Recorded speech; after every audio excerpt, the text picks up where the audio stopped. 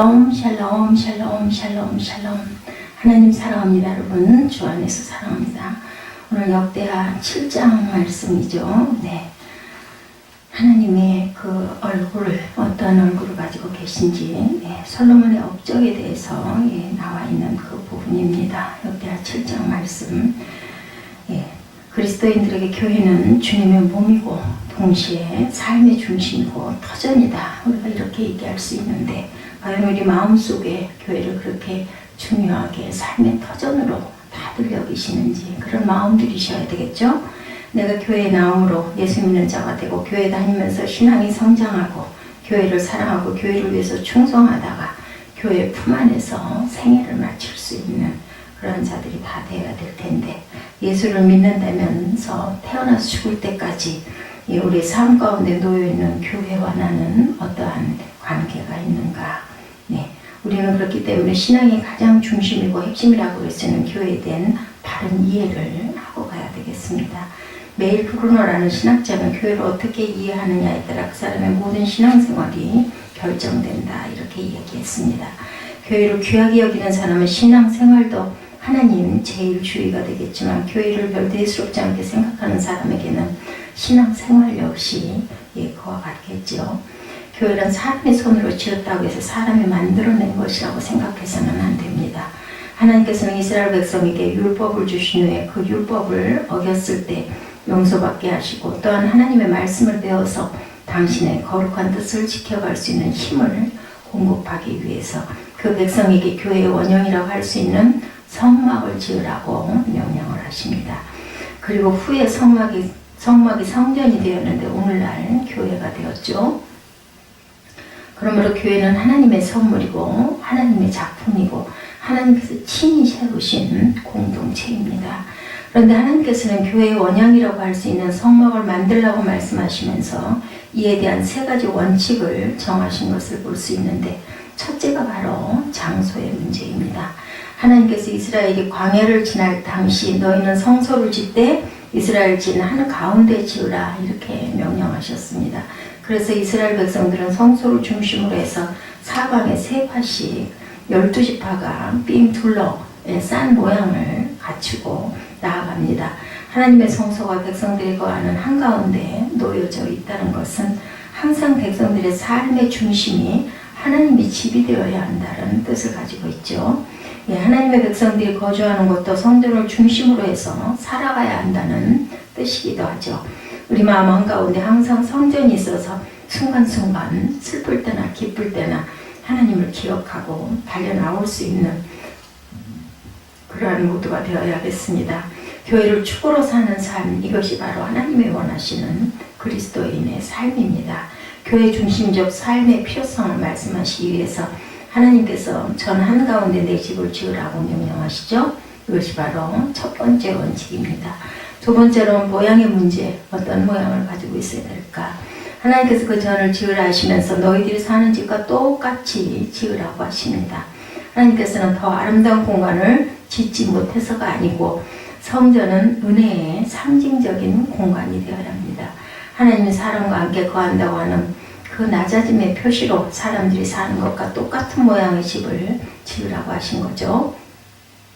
이것이 두 번째 원칙. 세 번째 원칙은 재료의 문제인데 어떤 재료를 사용해서 지으라 했나 질적으로 가장 귀한 것을 가지고 지으라고 말씀하시죠. 그래서 하나님의 성막을 덮는 천막은 수달피 가죽으로 당시에도 대단히 귀한 것으로 짓습니다. 뿐만 아니라 성막을 지지하는 받침대도 일반적으로 목재를 사용하지만 하나님의 성막을 바치는 지주대들은 금으로 만들게 하십니다. 그렇다면 하나님께서 왜 이렇게 최고의 재료를 요구하셨을까? 그것은 하나님을 향한 인간의 정성이 그 속에 들어가 있어야 하기 때문이죠. 이렇게 해서 이스라엘 백성 한가운데 그들이 사는 집과 똑같은 모습으로 아주 정성을 다해서 지은 하나님의 전이 이스라엘 백성 공동체 한가운데 서게 됩니다. 그로부터 오랜 세월이 지난 후에 다윗 왕은 하나님께서 내게 복을 주셔서 백향목 궁전을 지었는데 하나님의 성전을 보니 너무도 초라한 텐트로구나 이런 마음이 들어서 가슴이 아팠죠. 백성들의 문화와 삶과 주택의 모양이 바뀌면서 이제 하나님의 전의 모습도 바뀔 때가 되었다는 거죠. 다윗은 그것을 보고 마음이 아파서 하나님 성전을 짓고자 했습니다. 하나님께서는 다윗의 마음을 기쁘게 받으시고 즐거워하셨지만 성전을 짓는 영광은 그 아들 솔로몬에게 허락을 하십니다. 그리고 솔로몬은 왕위를 이어받아서 하나님의 전을 손수 짓는 영광을 얻게 돼서 7년의 그 성전 공사를 거행해서 마침내 완공이 됩니다.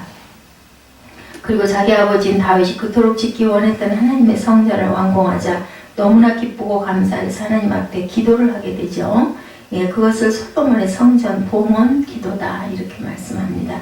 이렇게 기도드린 그날 밤에 하나님께서 솔로몬에게 나타나셔서 말씀을 하시죠. 12절에 보면 밤에 야훼께서 솔로몬에게 나타나서 그에게 이르시되 내가 이미 내 기도를 듣고 이것을 택하여 내게 제사하는 성전을 삼았으니 하나님께서는 솔로몬에게 주신 응답을 통해서 성전에서 어떠한 일이 일어나야 하는지 구체적으로 어떤 역사를 이루어 가시기를 원하는지를 말씀하시는데 그것이 바로 이것을 택하여 내게 제사하는 전을 삼았으니 라고 말씀하셨듯이 성전에서 가장 먼저 이루어지는 일은 제사다.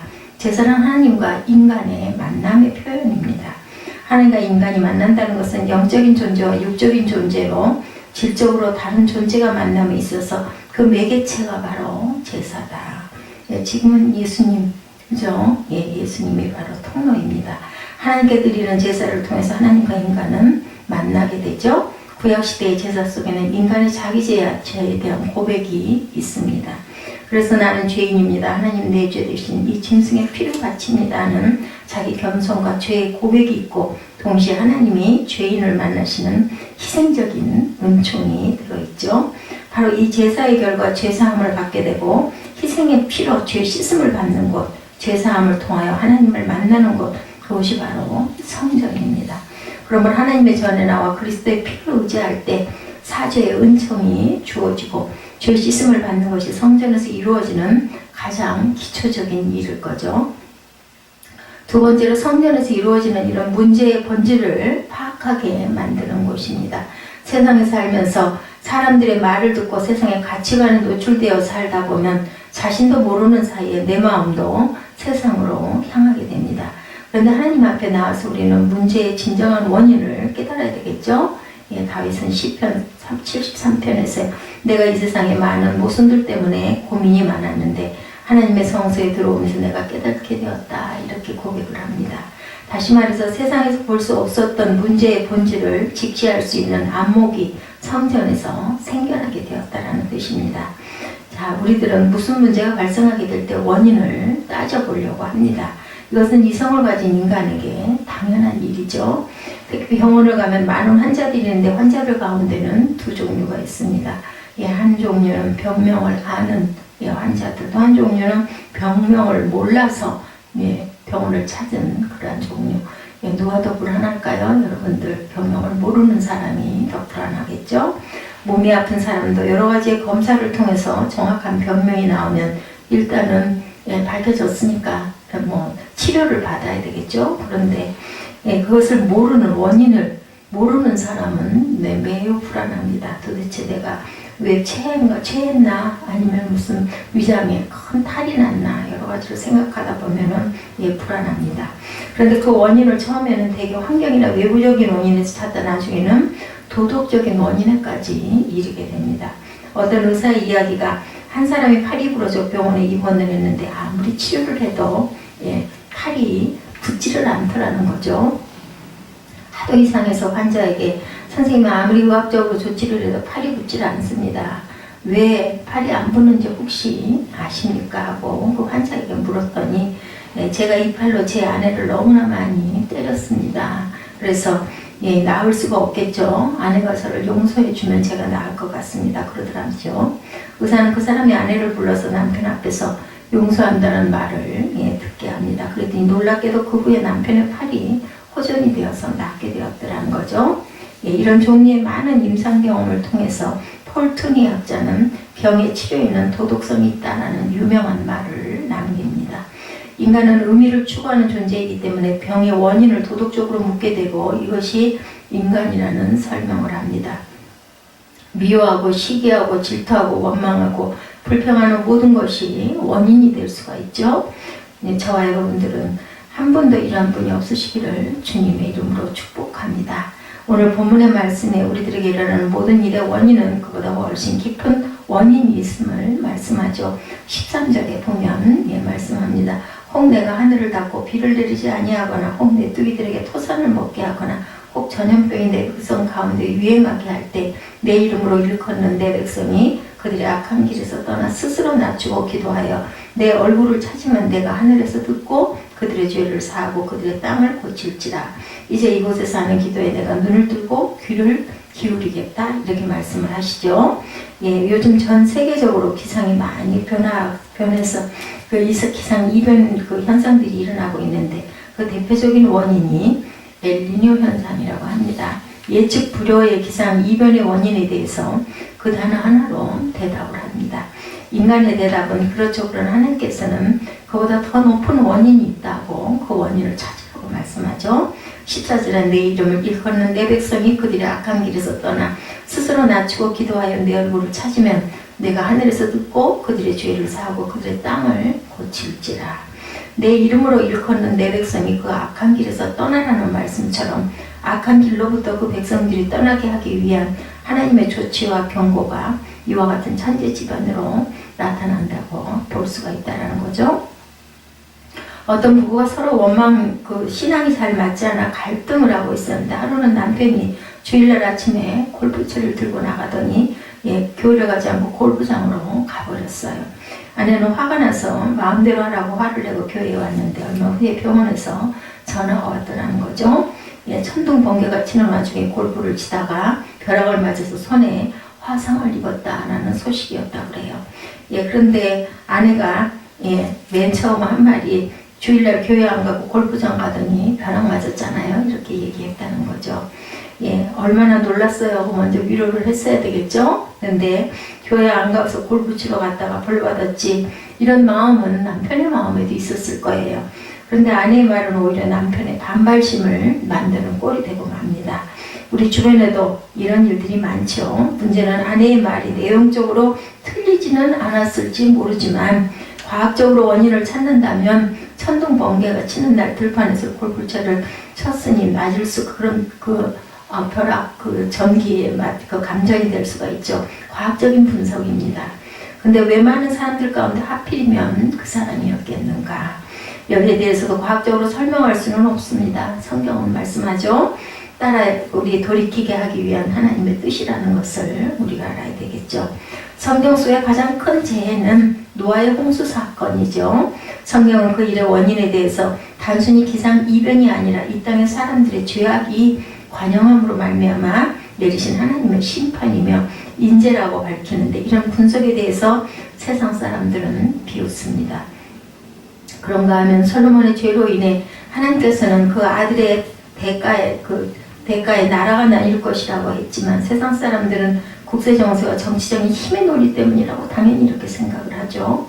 하나님께서는 그렇게 말씀하시지 아니하시고 모든 일의 원인은 반드시 있다고 하십니다. 그런 의미에서 본다면 천재지변이란 존재하지 않죠. 모든 일에는 원인이 있다는 것을 성경은 계속해서 말씀합니다. 그런 관점으로 본다면 진정한 저주란 잘못된 길로 가는 동안에 형통케 되는 거죠. 돌이킬 기회가 없습니다. 회개와 반성의 기회가 없어요. 잘못된 길을 갈 때 중단되고 사건으로 막히는 것은 하나님의 은혜의 손길임을 우리가 믿어야 합니다. 하늘이 그에게 재앙을 내리시는 것은 아직도 그를 버리지 않았기 때문이라는 것을 잊지 말아야 되겠다. 14절에 내 이름으로 일컫는 내 백성이 악한 길에서 떠나 스스로 겸비하고 기도하여 내 얼굴을 구하면 내가 하늘에서 듣고 그 죄를 사하고 그 땅을 고칠지라 이렇게 말씀합니다. 악한 길에서 떠나서 스스로 겸비해져야 하겠다. 내 힘으로 안 된다고 고백해야 됩니다. 은총을 구하는 인격으로 겸손히 낮아지라고 말씀합니다. 더 나아가서 하나님의 얼굴을 구하며 기도해라 이러시죠. 그렇다면 그 죄를 사하고 그 다음 중요한 말씀 그 땅을 고칠지라. 하나님께서 땅을 고쳐주시겠다고 말씀하죠. 말라버린 대지를 적시고 땅에서 열매가 맺게 되게 하시고 이것이 바로 하나님의 능력이다. 나라만이 아니라 가정도 그렇겠죠. 당연하죠. 대대로 내려오는 질병으로 인해서 고민하는 사람도 있고 가족 관계 속에 갈등이 끊이지 않는 가정도 있고 우환이 계속되고 일이 꼬여만 가는 가정도 있습니다. 너무 힘든 문제를 우리가 안고 살아가는데 이 문제가 도대체 어디에서 있고 해결점은 과연 무엇일까? 성경은 그 문제를 아주 단순하게 잠언 26장 2절에 저주란 까닭 없이 임하지 아니하느니라 이렇게 말씀하죠. 저주란 반드시 이유가 있다라는 겁니다. 저주란 죄의 결과죠. 그러므로 죄가 있는 곳에 저주가 있습니다. 이것을 끊어야 합니다. 하나님께 드리는 제사를 통해서 이 저주는 끊겨 나가겠죠. 이것이 제사의 능력, 예수의 피를 의지하고 죄를 고백하고 회개할 때 죄악의 사슬과 저주는 끊어집니다. 그러므로 이 말씀은 다시 말해서 성전에 와서 제사 드림으로 죄를 용서받고 죄의 무거운 사슬을 끊어라. 그리하면 그 땅을 고칠지라. 이것은 땅만 고친다는 것이 아니라 우리 삶의 모든 문제 그리고 육체의 그 아픔까지도 하나님께서 고쳐주신다라는 말씀입니다. 우리가 성전에 와서 기도하는 이유 16절에 이는 내가 이미 이전을 택하고 거룩하게 하여 내 이름으로 여기 영영이 있게 하였습니다. 내 눈과 내 마음이 항상 여기 있으리라. 이렇게 오늘 본문에도 고백하고 있죠. 내가 만일 내 앞에서 행하기를 내 아버지 다윗이 행한 것과 같이 하여서 내가 네게 명령한 모든 것을 행하여 내 율례와 법규를 지키면 내가 내 나라 왕위를 견고하게 하되 전에 내가 내 아버지 다윗과 언약하기를 이스라엘을 다스릴 자가 내게서 끊어지지 아니하리라 한 대로 하리라. 그런데 만약에 돌아서서 내가 너희 앞에 둔 내 율례와 명령을 버리고 와서 다른 신을 섬겨서 그들을 정죄하면 내가 너에게 준 땅에서 그 뿌리를 뽑아내고 내 이름을 위하여 거룩하게 한 이 성전을 내 앞에서 버려 모든 민족 위 중에 속담거리와 이야기거리가 되게 하겠다라고 말씀합니다.